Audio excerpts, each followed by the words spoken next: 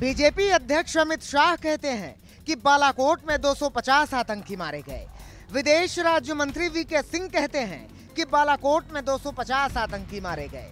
उत्तर प्रदेश के मुख्यमंत्री योगी आदित्यनाथ कहते हैं कि बालाकोट में 400 आतंकी मारे गए। उत्तर प्रदेश के ही उप मुख्यमंत्री दिनेश शर्मा कहते हैं कि बालाकोट में 400 आतंकी मारे गए। बीजेपी के राज्यसभा सांसद सुब्रमण्यम स्वामी कहते हैं कि बालाकोट में 300 आतंकी मारे गए।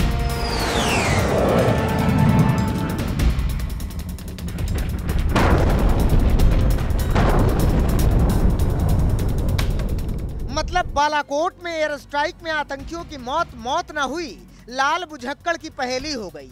बूझते रहो कि बालाकोट में कितने आतंकी मारे गए, क्योंकि वायुसेना के चीफ ने साफ लफ्जों में कह दिया था कि हमारा काम लाशें गिनना नहीं है। Air Force is not in a position to clarify that how many people were inside it. That we don't count human casualties. We count what targets have we hit or not hit. Time's up in there, please. The bomb damage assessment that is done post a mission calculates the number of the target you've been hit or you've not been able to hit. अब अगर air strike करने वाले जाबाजों ने ही आतंकियों की मौत का आंकड़ा नहीं जारी किया, तो फिर बीजेपी के अध्यक्ष अमित शाह को कहां से ब्रह्म ज्ञान आया कि 250 आतंकियों को बालाघाट में मौत के घाट उतार दिया गया है।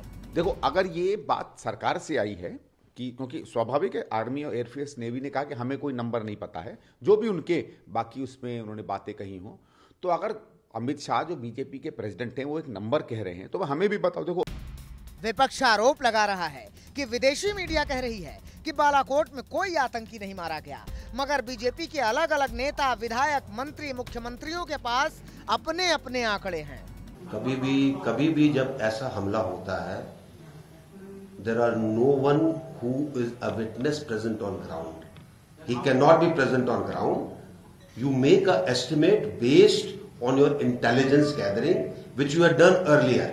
हमारे एयरफोर्स के जवानों ने पाकिस्तान के अंदर आतंकी कैंपों को नष्ट करके 40 का बदला 400 को मार करके चुकाया है, और यह है भारत का शौर्य पराक्रम।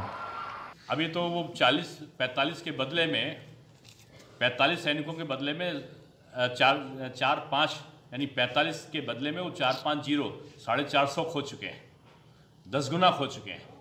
जितना वो छेड़ेंगे उससे ज्यादा उनको जवाब मिलेगा। We have blasted their camps, their biggest camps, which had about 500 trainees.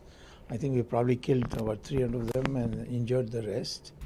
इन आंकड़ों का स्रोत क्या है, ये तो मोदी सरकार के मंत्री और बीजेपी के बड़े बड़े नेता ही जाने, मगर जिस तरह से बालाकोट में आतंकियों की मौत के आंकड़े बीजेपी के नेता बता रहे हैं, उसने विपक्ष को बीजेपी पर करारा हमला करने का जोरदार मौका दे दिया है।